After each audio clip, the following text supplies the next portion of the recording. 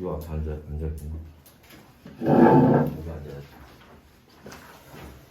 자, 봅시다. 오늘은 지구과학하고 화학 파트에서 프린트를 좀 보도록 할 건데, 일단은 요거부터 봅시다. 우주의 시작과 원소의 생성 나와 있는 프린트. 하나. 이거. 그래서 뭐 기본적으로 여러분들 그 우리 수업 시간에 했던 내용들은 간단하게 넘어가고 여기 용화여고에서 했던 거 위주로 해서 좀 특이한 내용들이나 뭐 다른 학교 잘 안 하는데 하는 내용들 위주로 해서 좀 보도록 할 거예요. 자, 그래서 1페이지부터 한번 보시면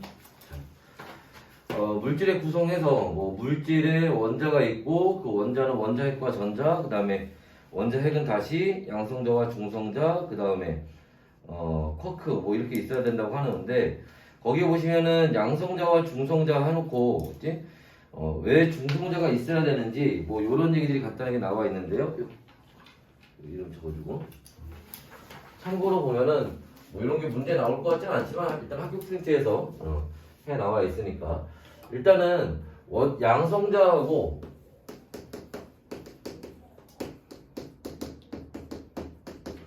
중성자가 모여서 원자핵을 만들게 되는데 양성자만 가지고는 양성자는 플러스 전기 띄고 있으니까 양성자만 가지고 양성자들끼리만 뭉친다는 건 좀 어렵겠죠, 그지?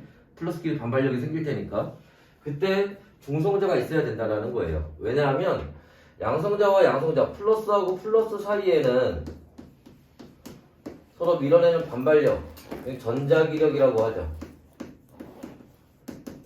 그래서 전자기력이라는 게 작용을 해서 서로 밀어냅니다. 그때 중성자는 전기를 띠고 있지 않으니까, 그죠?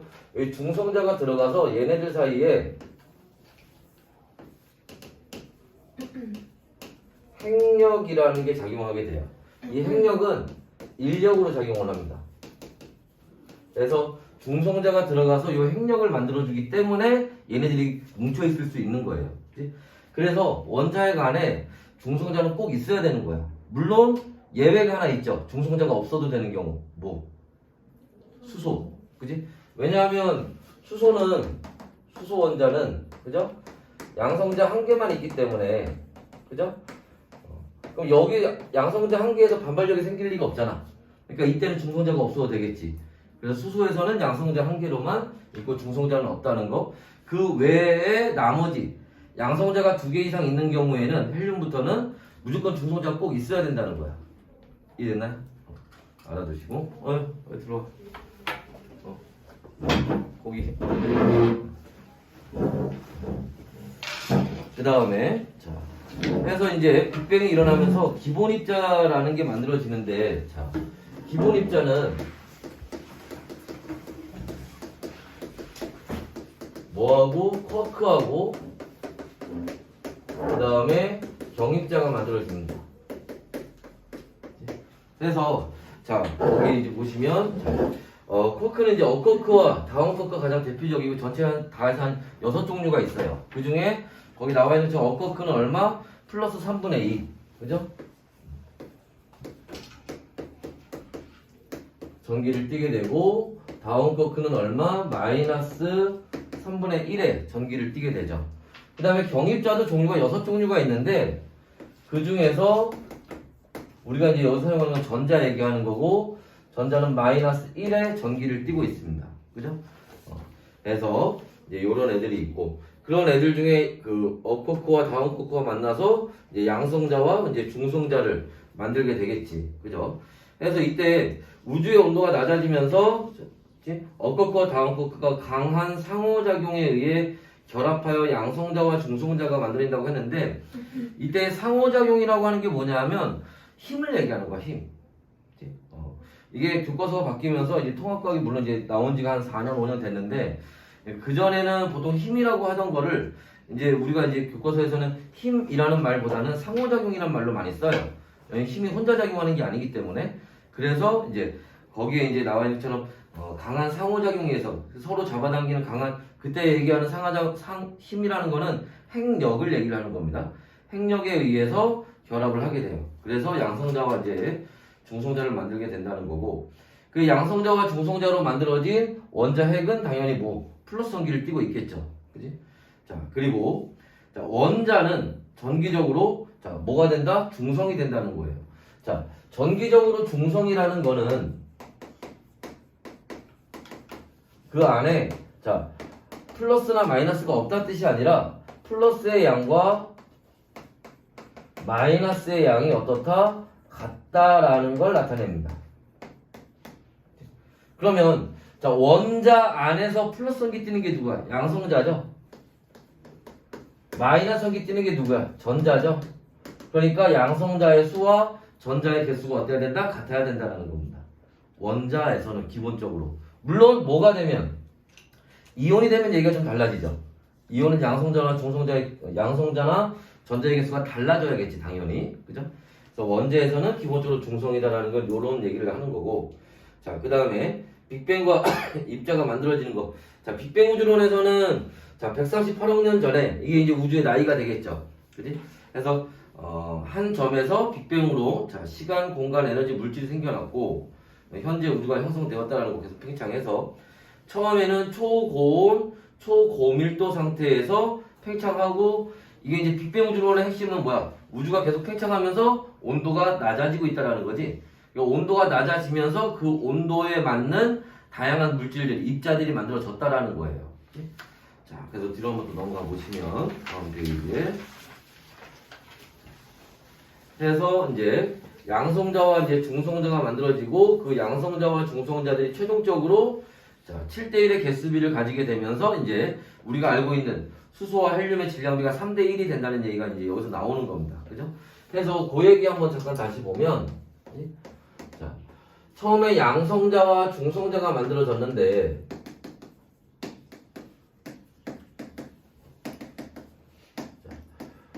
온도가 매우 높고 그 다음에 압력이 굉장히 높은 초고온, 초고압에서 초고밀도에서는 양성자가 중성자로 변할 수도 있고요. 중성자가 양성자로 변할 수도 있어요. 근데 자, 시간이 지나면서 잠깐만 뭐가 더 왔나 보네. 당겨야지. 한 명은 저 앞으로 오시고요. 한 명이 아니라 둘 다 이쪽 앞으로 가야겠는데. 잠깐만.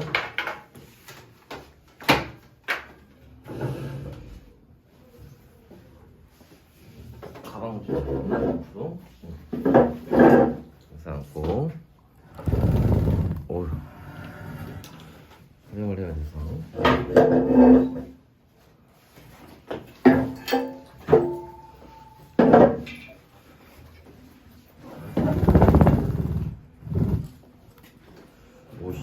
화면으로 보는 애들은 난리도 아니겠는데? 화면이 떨려서. 오케이. 자, 일로 와. 와서 앉으세요.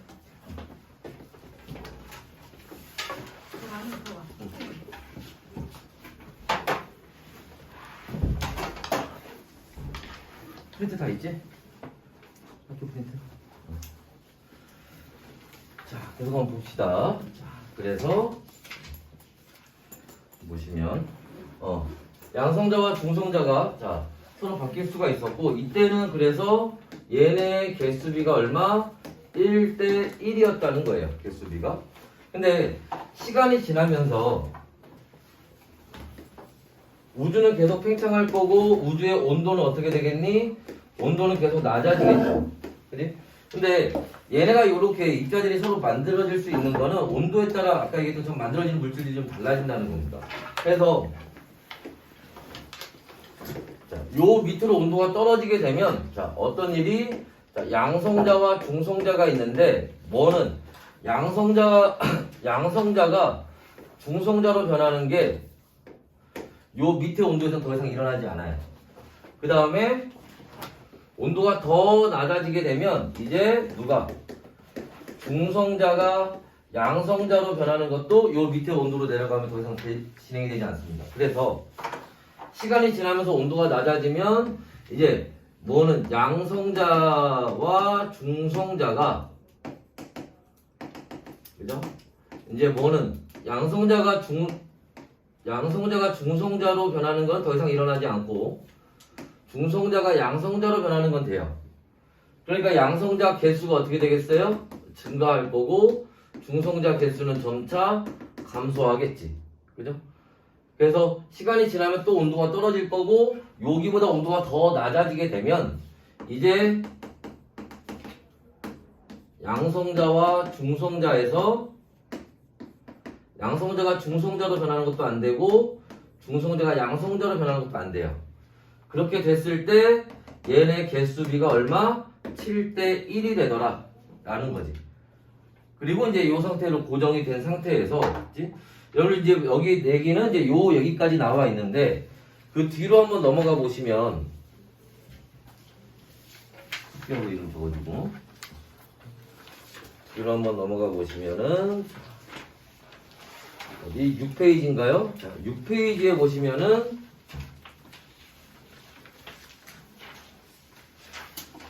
이제 수소헬륨의 질량비로 넘어가서 이제 양성자와 중성자가 오늘 아마 수업 시간에서도 배웠을 텐데 요렇게 양성자 7개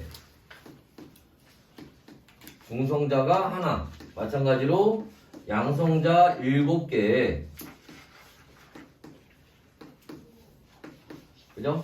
여기에 중성자가 하나 요렇게 들어가 있는 그죠? 여기 7대 1의 개수비를 가지고 있을 때 자, 양성자 2개와 중성자 2개가 요렇게 해서 뭐를 만들어? 헬륨 원자핵을 만들게 될 거고 그죠? 자, 여기 요 양성자 하나가 뭐를? 수소 원자핵이 되는 거죠. 자, 그래서 얘네 개수가 몇 대 몇? 12대 1의 개수의 비를 가지게 된다라는 거예요. 그런데 이때 자, 여기에 보시면 수소 원자 왼쪽 위에 헬륨 원자 원소기 왼쪽 위에 숫자들이 써 있죠? 4가 써 있겠지? 이걸 우리가 질량수라고 얘기를 하고 요 질량수라는 게 뭐야? 말 그대로 질량을 나타내는 거예요. 정확한 질량은 아니지만 근사치를 나타냅니다. 질량에. 그래서 수소 원자핵 한 개의 질량이 1, 헬륨 원자핵 한 개의 질량이 4가 됐을 때, 그죠? 그럼 얘는 12개고 얘는 한 개니까 12대 얼마? 4가 되겠죠? 그래서 질량비가 얼마? 3대 1이 결정이 되는 거지. 그죠? 해서 여기까지 결정됐을 때가 빅뱅 일어나고 얼마 지났을 때? 3분이 지났을 때 여기까지. 그죠? 진행이 된 겁니다. 이때 3대 1이 결정이 된 거죠. 그지? 그래서 이제 그런 얘기들이 여러분들 거기에 이제 나와 있는 거고. 그래서 자, 헬륨이 차지하는 질량은 뭐 전체의 약 25% 정도를 차지한다. 뭐 이런 얘기들이 나와 있습니다. 그래서 문제 풀 때 여러분들 자 초기에는 1대 1이었지만 최종적으로는 얼마? 7대 1이 되고 걔네들이 이렇게 헬륨 원자핵을 만들었을 때 3분이 지났을 때는 개수비가 여기 조심해야 돼. 이런 문제 읽을 때는 거 많이 실수한단 말이야. 여기 1대 1이나 7대 1이라는 거는 양성자와 중성자의 개수비를 얘기하는 거고 여기서 12대 1이라는 거는 수소와 헬륨의 개수비를 얘기하는 거죠. 그리고 질량비는 3대 1. 여기서는 뭘 조심해야 돼? 여기서는 개수비인지 질량비인지를 조심해야 돼요. 문제에서 이제 그런 걸 또 장난을 많이 치니까 말장난을 그런 걸 좀 조심하셔야 됩니다. 자, 다시 앞으로 넘어가 볼까요? 아까 그 1대1, 7대1 나왔던 2페이지로.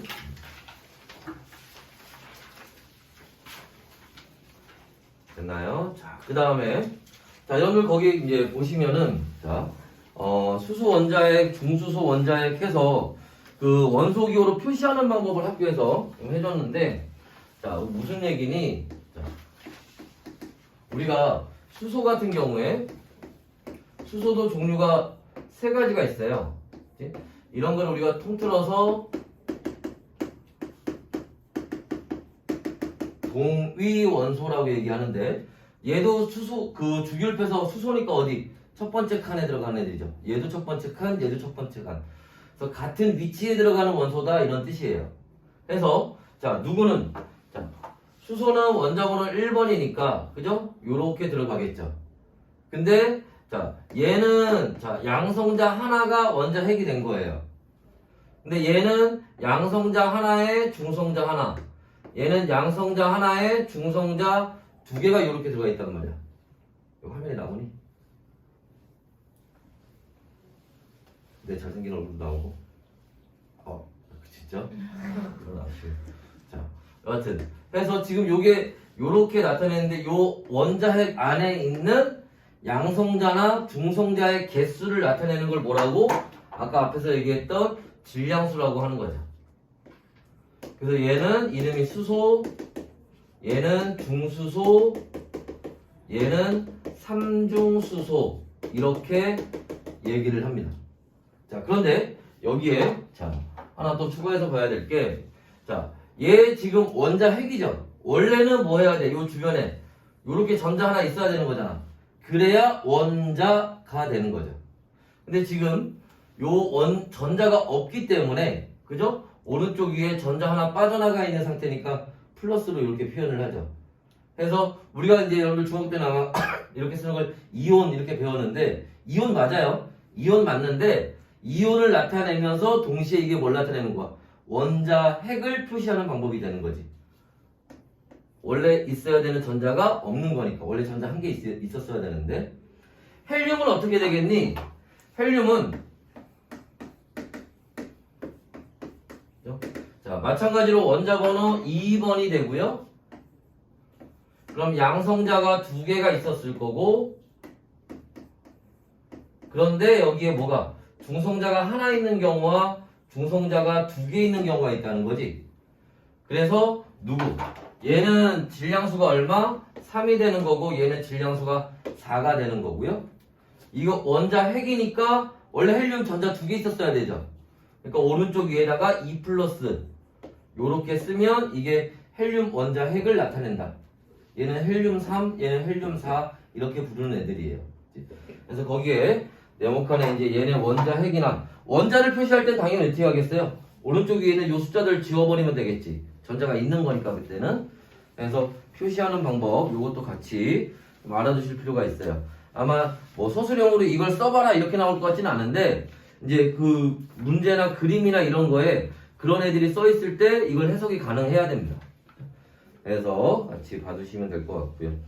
자, 그 다음에 밑에 이제 그 빅뱅으로부터 38만 년이 지나서 우주온도가 약 3000K가 됐을 때, 자, 원자핵과 전자가 결합을 해서 원자를 형성을 하죠.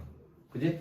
그때에 대한 투명한 우주가 됐을 때에 대한 얘기가 나와 있는데, 여기서 얘기하는 거는 뭐 크게 별반 우리가 그동안 배웠던 거하고 다른 얘기는 없습니다.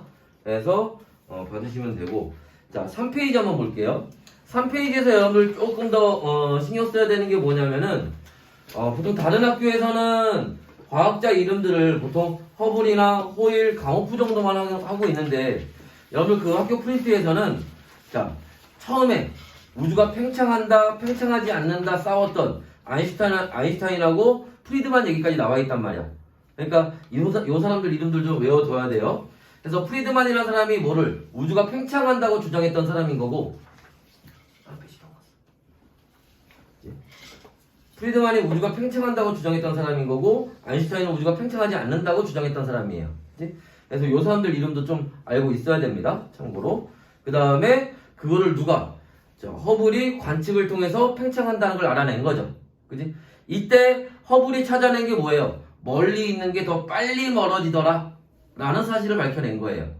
그래서 외부 은하나 이런 걸 발견을 해서 우주가 팽창한다를 알아낸 거고, 그 밑에 이제 가모프라든지 호일에 대한 거는 여러분들 아마 문제를 많이 풀어봐서 이름이 이 사람들은 좀 많이 알고 있을 겁니다.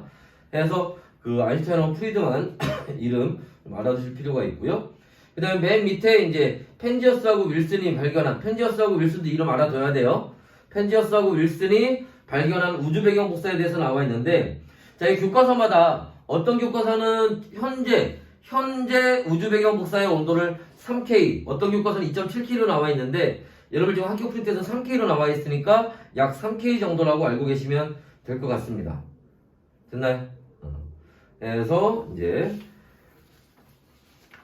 우주 배경 복사. 그래서 뒤로 한번 또 넘어가 볼까요? 자, 몇 페이지? 4페이지 한번 보시면, 자, 앞에 지우고 그 우주 배경 복사에 대한 얘기를 몇 가지 한번 정리를 해봅시다.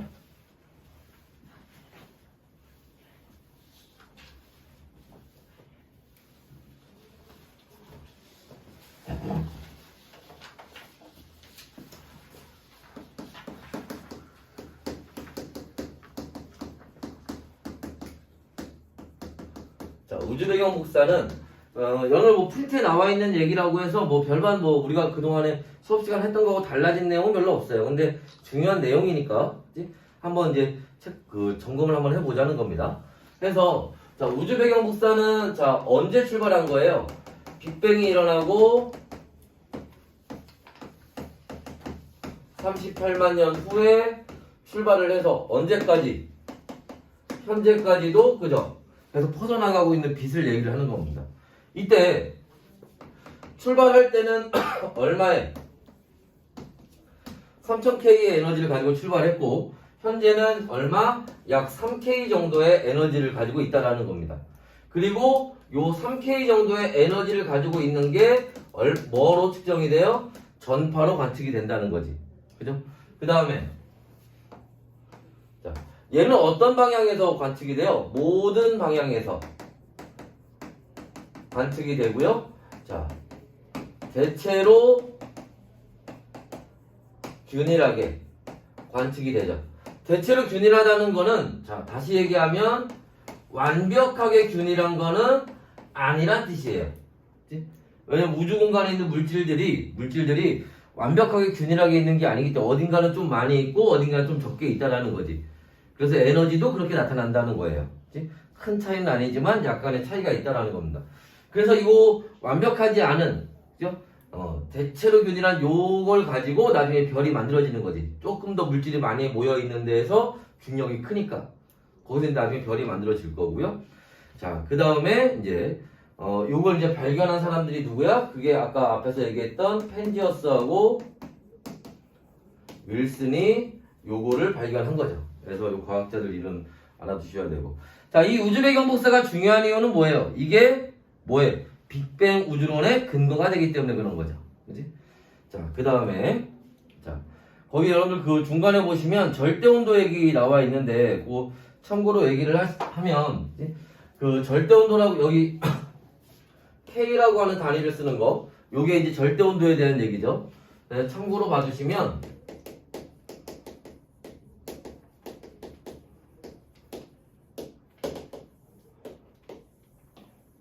절대 온도라는 거는 여러분 그 중학교 때 아마 그 뭐 보일러 법칙, 샤를레 법칙 이런 거 배우지 않나? 들어봤던 것 같지, 그지? 그래서 자, 뭐가 온도가 증가하면 부피가 증가한다. 뭐 이런 걸 배워요. 그럼 반대로 온도가 낮아지면 부피가 감소해서 부피가 0이 됐을 때 실제로 그러진 않는데 이때가 마이너스 273도 C가 되는 거고 여기가 0도씨가 되죠. 이때 어디를? 요 마이너스 273도씨를 0으로 잡아놓은 거 이걸 절대온도라고 하는 거지. 그럼 여기는 얼마 되겠어요? 273K가 되겠죠. 그치? 그래서 절대온도라는 거는 우리가 일반적으로 사용하는 온도를 뭐라고 불러? 섭씨온도라고 하지. 섭씨온도에다가 얼마를? 273을 더해서 구하는 걸 우리가 절대온도라고 얘기를 하는 겁니다. 그치? 그래서 참고로 자 알아두시고 학교에서 보통 다른 학교에 이 얘기 잘 절대온도 어떻게 계산한다 뭐 이런 거 잘 안 하는데 학교에서 해줬으니까 참고로 같이 알아둡시다. 자, 그 다음에 이제 밑에 보시면은 스펙트럼에 대한 얘기가 나와 있어요. 자, 스펙트럼은 자 연속 스펙트럼, 흡수 스펙트럼, 방출 스펙트럼이 있는데 거기 나와 있는 것처럼 자 연속 스펙트럼은 백열등이나 태양을 관찰할 때 우리가 볼 수 있는 거고요. 자, 흡수 스펙트럼 보통 우리가 우주의 천체를 관측할 때 볼 수 있는 거는 흡수 스펙트럼이에요. 그래서 별빛이나 외부 은하를 관측할 때 볼 수 있는 거고요. 그 다음에 방출 스펙트럼은 보통 우리가 실험을 할 때 이런 뭐 중학교 때 배웠던 불꽃 반응 실험이나 이런 거 할 때 스펙트럼 배우죠. 그때 나오는 거. 근데 우리가 보통 이 고등학교 과정에서는 불꽃 반응 실험보다는 방전관 얘기가 주로 나온다. 뭐 수소 방전관, 기체 방전관 이렇게 나와요. 그래서 그 방전관 이용할 때 우리가 방출 스펙트럼을 볼 수 있습니다. 맞죠? 그래서 그 얘기 알아두시면 되고요. 자, 그 다음에 뭐 밑에 거는 뭐 그런 것 같아요. 그 다음에 5페이지 한번 보시면 여기서도 뭐 우리가 배웠던 내용하고 별반 다른 건 없는데 자 중간에 보시면 자 우리가 자, 우주 배경 복사는 아까 했던 전 펜지어스하고 윌슨이 전파망원경을 이용해서 지구에서 관측을 한 겁니다. 관측을 해서 이제 찾아낸 거고, 그 다음에 이제 또 하나의 근거가 있죠. 빅뱅우주론의 근거. 아까 잠깐 여기서 얘기했던 수소하고 헬륨의 질량비가 3대 1이라는 거. 이거는 어떻게 알았을까? 이게 뭐를 통해서? 스펙트럼을 통해서 알아낸 거죠. 그지? 그래서 우리가 스펙트럼을 통해서, 그지? 알 수 있는 게 선 스펙트럼을 통해서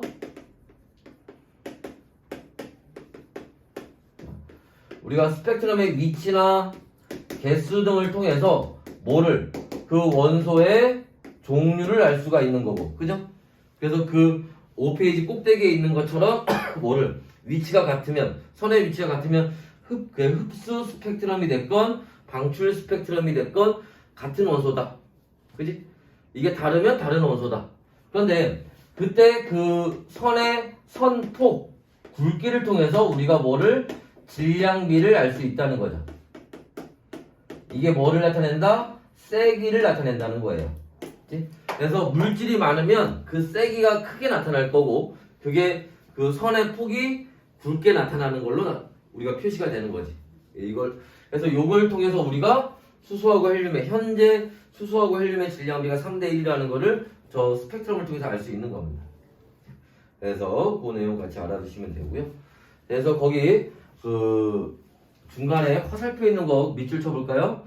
자, 흡수선의 세기는 원소의 밀도에 비례하기 때문이다. 흡수선의 세기는 원소의 밀도에 비례하기 때문이다 라는 거.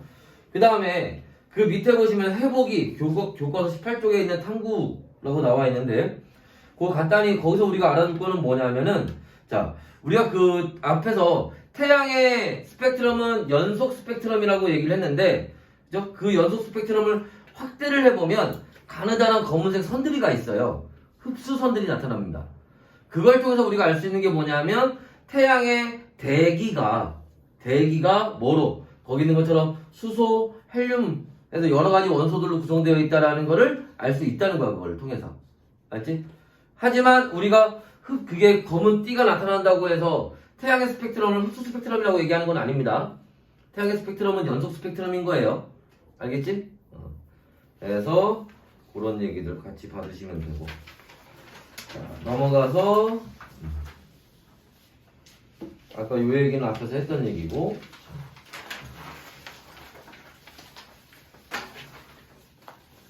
7페이지 앞에 지울게요.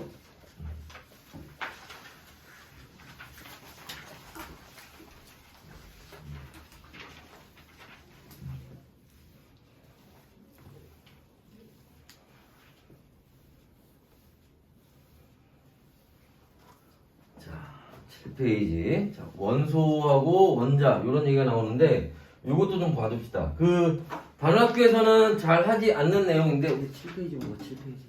다른 학교는 잘 하지 않는 얘기인데, 용화여고에서는 원소, 원자, 호돈소 물질, 화합물, 요런 얘기들이 지금 나와 있어요. 그래서 그걸 간단히 좀 구분하는 방법을 좀 보면, 자, 우리가 원소라고 하는 건, 기본적으로 정의는 거기 나와 있는 것처럼, 아주 기본이 되는 성분을 얘기를 하는 겁니다. 가장 물질의 기본이 되는 성분을 얘기를 하는 거고, 더 이상 작은 걸로 나눠지지 않아요. 그런데 자, 원소는 여러분들 그 원자의 종류라고 생각을 하시면 돼요. 그러니까 원자가 한 종류가 있다, 두 종류가 있다, 세 종류가 있다라고 얘기할 수 있는데, 원자가 0.7 종류가 있다. 이거 말이 이상하지.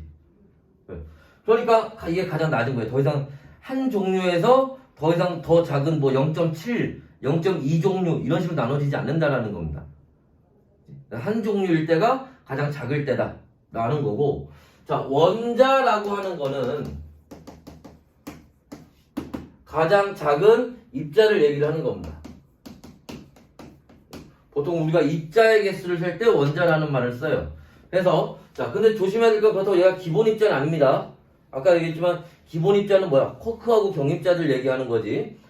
원자 더 작은 걸로 나눠지니까. 그죠? 자, 그래서 예를 들어서 우리가 H2O다 라고 할 때, 자, 얘는 원소가 몇 종류로 되어 있니? 수소하고 산소 두 종류로 되어 있는 거지. 그죠? 원자는 몇 개로 되어 있니? 원자는 수소 원자 2개와 산소 원자 1개 해서 3개로 되어 있지. 원소라는 말과 원자라는 말의 의미를 좀 알겠어요? 언제 써먹는 건지? 자, 그 다음에 우리가 물질들을 구분할 때, 자, 물질을, 자, 원소 물질이라는 게 있고,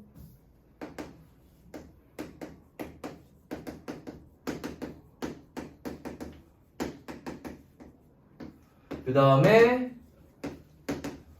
화합물이라는 게 있어요. 원소 물질은 그냥 줄여서 원소라고도 합니다. 이때, 자, 홑이라는 말이 언제 쓰는 거야? 한 개 있을 때 홑이라는 용어를 쓰는 거죠. 그러니까 이게 뭐야? 원자 한 종류로 되어 있을 때. 예를 들어서 뭐 나트륨이다, 산소다, 뭐 이런 거 얘기할 때. 이런 걸 우리가 그냥 원소 혹은 호돈소 물질이라고 얘기를 하는 겁니다. 한 종류로 되어 있을 때. 화합물은 두 종류 이상 있을 때 얘기하는 거예요. 그래서 H2O다, NaCl이다, 이런 거. 수소와 산소, 나트륨과 염소. 그래서 두 종류 이상 있을 때는 화합물이라고 하는 거고, 한 종류로만 되어 있으면은 그냥 원소 혹은 호돈소 물질 이렇게 얘기를 하는 겁니다. 이해됐나요? 그래서 그거 구분할 줄 아는지 문제에서 이제 아마 나오게 되면 그런 걸 물어보겠죠? 자, 그 다음에 그 밑에 이제 원소의 분류. 보시면 금속과 비금속이 있는데, 자, 선생님 얘기하는 것만 체크해 동그라미 쳐놓읍시다. 자, 금속은 우리가 금속을 딱 한마디로 표현하면 뭐야? 양이온 되는 게 금속이에요. 양이온 되기 쉬운 거에다 양이온 된다라는 거에 동그라미 쳐놓으시면 되고, 비금속을 마찬가지로 딱 한마디로 표현하면 뭐야? 음이온 되는 거 얘기하는 겁니다. 음이온에다가 동그라미 쳐놓으시고요. 그 다음에 상태가 남아있는데, 여러분 다 알다시피 금속은 대부분 다 고체이지만 수은만 액체잖아. 근데 수은이 액체라는 건, 상온에서 액체라는 건 다 알잖아. 문제 잘 안 물어봐요. 대신에 비금속은 대부분 고체와 기체로 있는데 브로민만 액체죠. 그지? 근데 이 브로민만 액체라는 거는 우리가 중학교 때 배우는 게 아니란 말이야. 그래서 요거는 잘 물어봐요. 그래서 브로민은 액체라는 얘기는 체크해 놓으셔야 됩니다. 비금속에서 브로민은 액체라는 얘기. 나머지 뭐 열과 전기 전도성이 있다, 뭐 대부분 열과 전기 전도성이 없다, 이런 얘기는 뭐 읽어보시면 될 것 같고, 그 다음에 용어 하나만 잠깐 보고 갈게요. 금속에 보시면 성질에, 자, 넓게 펴지는 성질, 뽑히는 성질, 전성과 연성입니다. 그래서 그거 용어 잠깐 보고 가면, 전성을 우리가 뭐라고 얘기하냐면 펴짐성이라고 얘기를 하고, 연성을 뽑힘성이라고 해서, 펴짐성이라고 하는 거는 우리가 이렇게 알루미늄 호일처럼 얇게 펴지는 거 얘기하는 거고, 뽑힘성이라고 하는 거는 우리가 전선 만드는 것처럼 이렇게, 그죠? 실처럼 만드는 걸 뽑힘성이라고 해요. 그림 보니까 딱 그럴듯하지, 그지? 자, 그때, 자, 다시. 전성은 펴짐성이고, 연성은 뽑힘성이야. 유치한 것 같지만 시험 볼 때 생각날걸? 알지? 자, 그래서, 요렇게 외워두면, 그래서 전성과 연성이 얘네가 크다, 이게 크다, 라고 하는 게 뭐 얘기하는 거야? 모양 변화가 잘 된다라는 뜻이에요. 연성과 전성이 크다, 뽑힘성과 펴짐성이 크다라는 거는 모양 변화가 잘 된다는 겁니다. 그래서 우리가 금속을 가지고는 다양한 모양들을 만들 수 있다라는 거지. 이제 그런 이제 특징들을 가지고 있다라는 겁니다. 자, 됐나요? 자, 그 다음에 이제 밑에 보시면은 이제 여러 가지 원소와 원소 기호들이 나와 있고요. 그 다음에 뭐 원자과 전자, 뭐 화학적 성질 이런 얘기들이 나와요. 그거는 이제 뒤에서 다시 한번 나올 거니까 그때 보도록 하고, 넘어가면 이런 원자가 주기율표가 만들어지는 과정에 대해서 나와 있죠. 그래서 데베라이너 얘기부터 해서 나와 있습니다. 자, 순서를 한번 보게 되면 우리가 주기율표를 발견하는 과정들을 제일 먼저 데베라이너가 뭐를 새쌍 원소설 이게 주기율표에서 족에 해당하는 그죠? 걸 발견한 거고 그 다음에 그러니까 이게 어디 갔어? 이게 무슨 얘기니? 새쌍 원소설이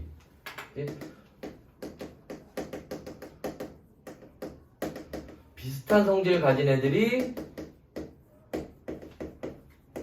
3개씩 있더라 라고 하는 게 새쌍 원소설이에요. 그러니까 이게 족에 관련된 걸 이제 발견을 한 거고 그 다음에 두 번째로 뮬렌즈가 옥타브 규칙이라는 걸 발견하게 되고 이건 주기율표에서 주기에 해당하는 걸 발견한 겁니다. 그럼 이때 요 옥타브 규칙이라고 하는 건 뭐야? 8번째마다 비슷한 성질이 나타나더라. 물론 이거 기준이 있습니다. 뭐 원자량 순서로 나열했을 때 이렇게 되더라라는 거예요. 그 다음에 이제 세 번째로 멘델레예프가 뭐를 원자량 이 원자의 질량 얘기하는 거죠. 요 순서로 나열해서 뭐를 최초의 주기율표를 만들게 되죠. 그지? 자 했을 때 이 멘델레프가 해놓은 게 대충 맞긴 하는데 중간중간에 안 맞는 게 좀 나타나더라는 거예요. 그래서 누가 모즐리라는 사람이 원자 번호 순서로 해서 현대에 우리가 사용하는 주기율표를 만들게 된 겁니다. 자, 해서 자 요렇게 이제 되는데 이때 여기에 그 새쌍원소설에서 요거 하나만 잠깐 봅시다. 이 새쌍원소설 3개씩 발견이 됐는데 자 여러분 거기 나와 있는 그 학교에서 지금 여기 필기해 주신 거 보니까 리튬 예를 들어서 나트륨 칼륨을 예로 들면 얘 원자량 얘 질량이 A라고 합시다. 얘 질량이 B라고 합시다. 그때 요 나트륨의 질량은 얘 가벼운 놈과 무거운 놈의 뭐가 중간값이 된다는 거예요. 이렇게 이게 뭐냐? 그래서 데베라이너가 여기 A라는 원소를 발견했어요. 여기 C라는 원소를 발견을 했습니다. 근데 얘 질량이 스몰 a였고 얘 질량이 스몰 c였대요. 여기 뭔지 모르겠지만 아직 발견되지 않은 게 있어. 그래서 데베라이너가 예측을 한 겁니다. 지금은 발견되지 않았지만 나중에 여기 뭔가 발견될 거다. 얘네랑 성질이 비슷한 애가. 근데 걔 질량 재보면 걔 질량은 얘하고 얘의 얼마? 평균값에 해당하는 질량을 가질 거다 라고 예측을 한 거야. 나중에 발견이 됐어. 얘네하고 성질이 비슷한 B라고 하는 놈이 발견됐어. 근데 걔 질량을 재보니까 실제로 그렇더래. 얘와 얘 질량의 중간값을 가지더래요. 무슨 말인지 이해됐어요? 그래서 이제 데베라이너는 이제 요런 걸 우리가 새쌍 원소설이라고 하고, 만약에 저 새쌍 원소설과 관련돼서 문제 나오게 되면 이제 저런 얘기가 나올 거예요. 이해되나요? 그래서 그 내용 추가로 왜냐면 요 얘기 요렇게 이제 질량 뭐 중간 질량 관련다 이 얘기는 다른 학교는 잘 하는 얘기는 아니어서 한 번쯤 봐두고 갈 필요가 좀 있고요. 자, 그 다음에 뭐 주기율표는 뭐 봐두시면 되고 어려운 건 아니니까. 자, 그 다음에 넘어가셔서 원소기호 표시하는 방법에서 나와 있는데, 자 중간에 보면 9페이지 보는다. 9페이지 중간에 탄소 기준으로 해서 나와 있죠. 그래서 왼쪽 아래 6이라고 써있는 건 원자번호 나타내는 거고 양성자수 나타내는 거고요. 그 다음에 왼쪽 위에 12라는 숫자는 질량수를 나타내고 양성자와 중성자수의 합을 나타냅니다. 근데 이때 하나 조심해야 될 건 아까도 얘기했지만 원자는 양성자수와 전자수가 같아야 되니까. 왜? 정기적으로 중성이라서. 그죠? 그러니까 양성자가 6개면 전자도 몇 개 있어야 돼? 6개 있어야 되겠지. 됐나요? 얘가 만약에 이온이 됐다. 그럼 어떻게 해야 돼? 그럼 전자의 개수는 6개가 되면 안 되지, 그러면. 6개보다 많거나 적어야겠죠. 그지?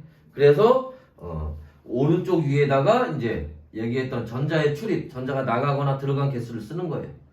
전자가 나가면 플러스, 전자가 들어오면 마이너스, 이렇게 표시를 하죠. 그지? 여기 이온 표시하는 것처럼.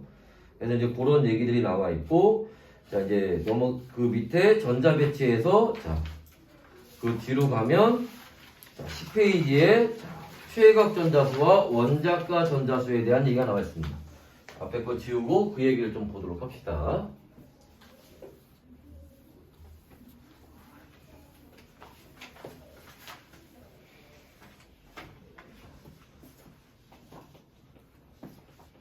그래서 최외곽 전자수라는 게 있고, 뭐가 원자가 전자수라는 게 있는데, 그죠? 자, 최외곽 전자수라는 거는 뭐야? 말 그대로 가장 바깥 껍질에 있는 뭐를? 전자수를 나타내는 거고, 그죠? 자, 원자가 전자수도 가장 바깥쪽 껍질에 있는 전자수 나타내는 거 맞아요. 그런데 의미가 좀 다르다는 거지. 뭐를 나타내는 거야? 얘는 화학결합에 이용되는 전자수를 나타낸다는 겁니다. 근데 화학결합이라는 거는 뭐야? 원자와 원자가 결합을 하는 건데, 원자와 원자가 이렇게 결합을 하면 어디부터 만나? 가장 표면부터 만나겠지? 그 표면이 뭐야? 그게 가장 바깥쪽 껍질이잖아. 그래서 가장 바깥 껍질에 있는 전자수를 나타내는 거예요. 그런데 이 원자가 전자수가 결과적으로 그 원자의 뭐를? 화학적 성질을 결정하는 거죠.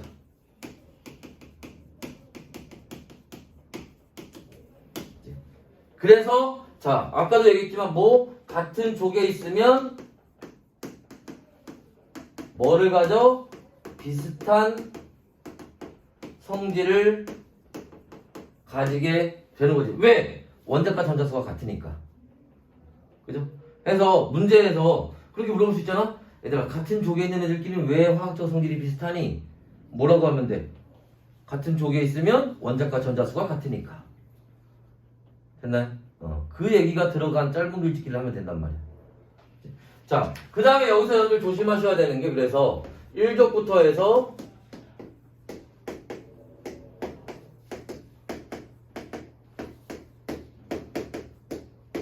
18족까지 있는데, 자, 최외곽 전자수는, 자, 1족에 있으면 하나, 둘,